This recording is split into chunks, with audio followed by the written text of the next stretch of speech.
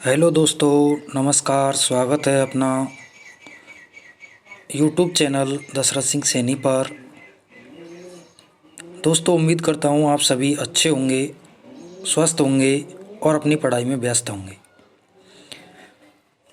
देखो विद्यार्थियों, आज हम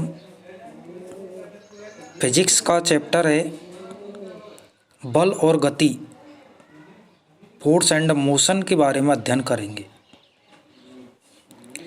नया चैप्टर है, नई जानकारी के साथ बिना समय व्यर्थ गवाए मैं चैप्टर की ओर लेके चलता हूँ। तो देखिए विद्यार्थियों, बल और गति को पढ़ने से पहले हमें कुछ भौतिक राशियों के बारे में जानकारी होनी चाहिए। और ये भौतिक राशि जो हैं वो कौन कौन सी भौतिक राशि हैं, उनके बारे में मैं आपको सबसे पहले बताऊंगा। तो भौतिक राशि जो हैं वो दो होती हैं मुख्यतः। कितनी होती हैं? दो। नंबर एक सदिश, नंबर एक कौन सी है? सदिश। और नंबर दो कौन सी है? अदिश राशि। सबसे पहले हम बात करें सदिश भौतिक राशि किसे कहते हैं। तो सदिश राशि वे भौतिक राशि होती हैं जिनकी पूर्ण जानकारी के लिए परिमाण के साथ साथ दिशा के निर्देश भी आवश्यक होते हैं।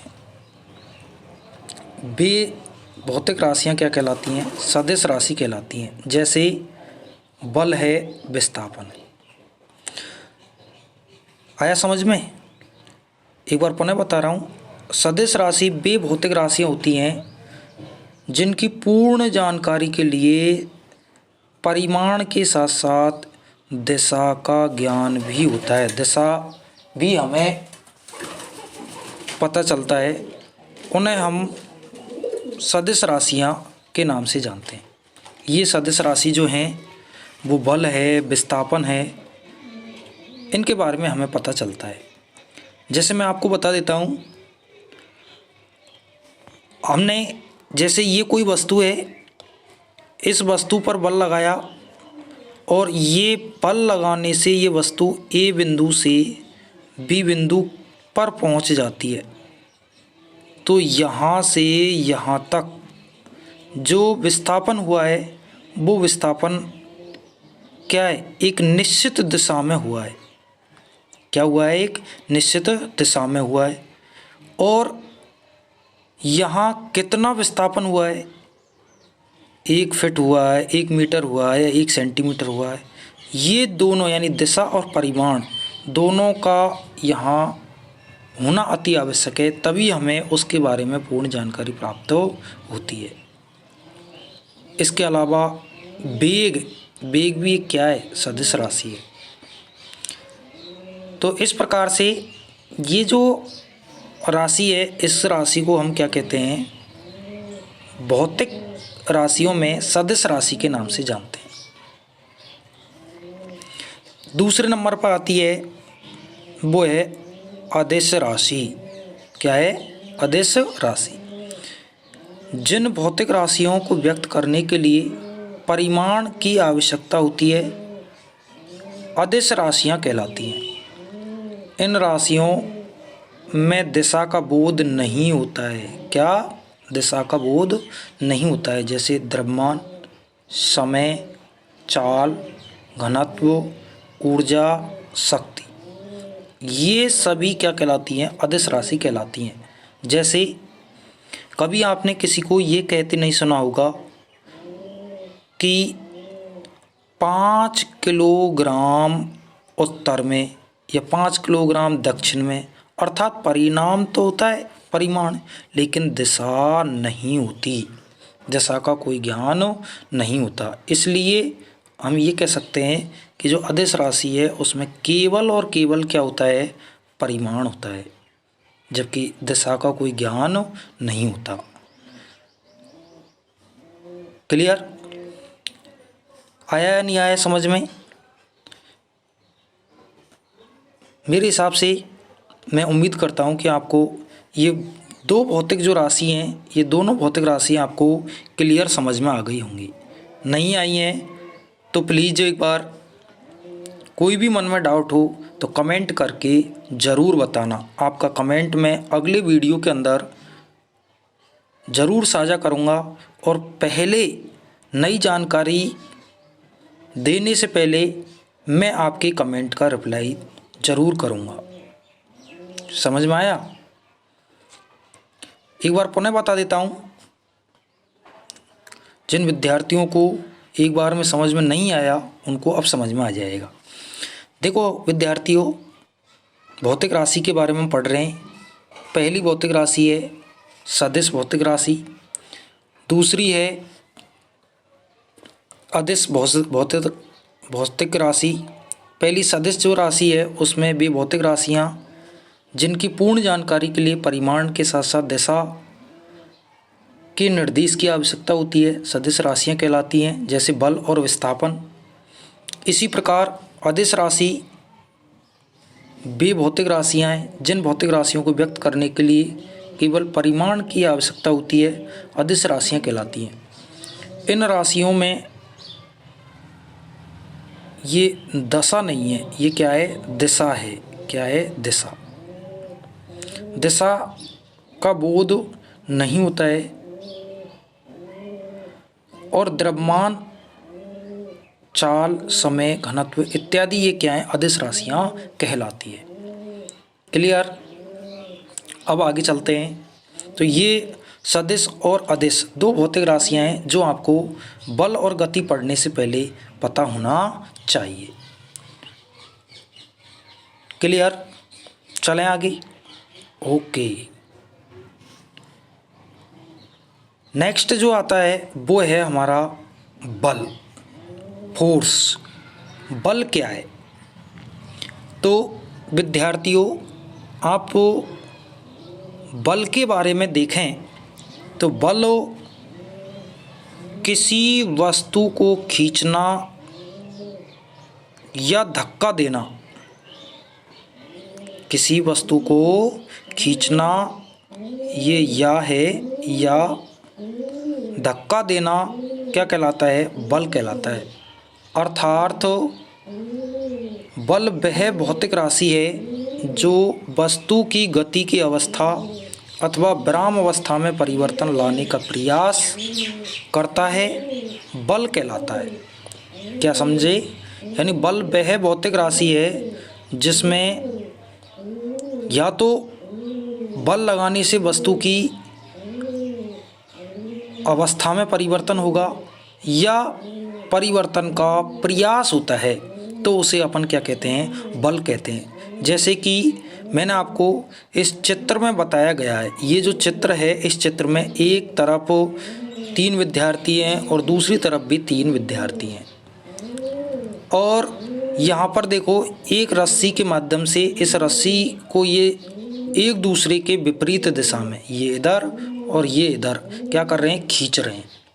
और मैंने यही बताया आपको कि किसी वस्तु को खींचना या धक्का देना ही क्या कहलाएगा? बल कहलाएगा। क्लियर? तो इस प्रकार से हम क्या है? वस्तु को खींचना या धक्का देना ही क्या है? बल कहलाता है। क्लियर? अब बल 2 प्रकार का होता है। नंबर 1 संतुलित बल और दूसरा होता है असंतुलित बल, जो इस डायग्राम के माध्यम से, इस चित्र के माध्यम से इस चीज़ को स्पष्ट समझ सकते हैं। तो देखो दोनों ही चित्रों में यहाँ पर ऊपर वाला जो चित्र है, ये वाला, ये जो चित्र दिखाया हुआ है ये संतुलित बल का उदाहरण है और ये जो दिखाया गया है इससे असंतुलित बल का उदाहरण है। नहीं आया समझ में? शायद एक बार पुनः देखो। देखिए क्या हो रहा है इन चित्रों में। इसमें यहाँ 300 न्यूटन का बल इधर की ओर लग रहा है और 300 न्यूटन का बल ही इधर की ओर लग रहा है। और यहाँ अगर हम मिड पॉइंट माने तो ये आपने विद्यालय में भी ये रस्सा कसी का खेल खेला होगा, तो बस वही बात है। तो यहाँ पर ये 300 न्यूटन का जो बल है और इधर 300 न्यूटन का बल है, दोनों ही एक दूसरे के विपरीत दिशा में कार्यरत हैं। तो यहाँ पर समान बल होने के कारण इनका जो परिणामी बल है वो क्या होता है, शून्य होता है।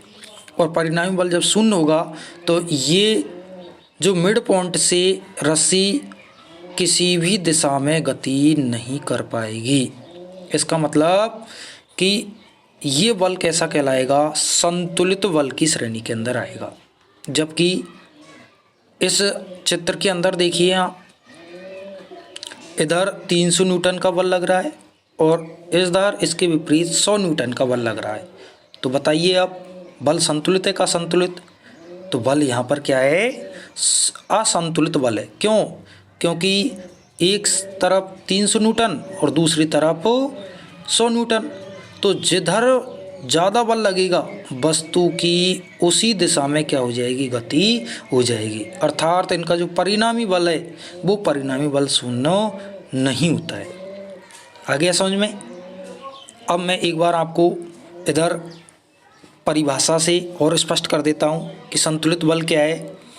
देखो, जब किसी वस्तु पर दो या दो से अधिक बल कार्य करते हैं तो उनका परिणामी बल शून्य होता है और वस्तु की अवस्था में कोई भी परिवर्तन नहीं होता है, तो उसे संतुलित बल कहते हैं। जैसे हम इस चित्र के द्वारा इस चीज़ को समझ सकते हैं, यानी दोनों ही दिशा में समान न्यूटन का बल लग रहा है तो वस्तु की अवस्था में कोई भी परिवर्तन नहीं होगा। दूसरा, जब वस्तु दो या दो से अधिक बल कारित करते हैं, वस्तु पर जब दो या दो से अधिक बल कार्य करेंगे तो उनका परिणामी बल क्या होता है, शून्य नहीं होता है और वस्तु की अवस्था में परिवर्तन होता है, तो उसे असंतुलित बल कहते हैं। जैसे एक तरफ 300 न्यूटन और दूसरी तरफ 100 न्यूटन, और जब दोनों ही न्यूटन बल का मान क्या है, अलग अलग है, तो जहाँ पर बल की दिशा अधिक है, जहाँ बल का मान अधिक है, वहाँ पर विस्थापन की दर जहाँ गति है वो अधिक बल की ओर वस्तु की गति होना प्रारंभ हो जाएगी। तो इस प्रकार से क्या है, ये संतुलित बल और असंतुलित बल है। बल का मात्रक जो होता है वो न्यूटन होता है, बल का जो सूत्र है वो होता है F बराबर ma। इसको आप एक ट्रिक के द्वारा भी याद रख सकते हैं। F का मतलब होता है बल और ma आप जानते ही हो, माँ। तो क्या हो गया, F बराबर ma या बलो माँ शब्द के द्वारा भी आप ध्यान रखो सकते हैं। तो समझ में आ गया होगा कि बल क्या है और बल के प्रकार क्या हैं। तो इस प्रकार से मैंने आपको बल और बल के प्रकार और जो भौतिक राशियाँ थी उनके बारे में आपको समझाया। मैं उम्मीद करता हूँ आपको ये समझ में आया होगा। अगर आपके मन में कोई भी डाउट है, कोई भी चीज़ समझ में नहीं आई है, तो आप कमेंट बॉक्स में बता देना। मैं आपके कमेंट का रिप्लाई नई वीडियो के साथ में उसका रिप्लाई करूँगा। और इतना तो आपका बनता ही है भाई, अगर आपको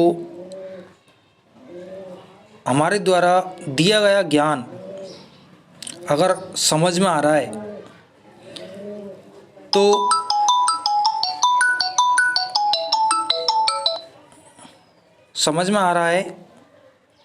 तो ज़रूर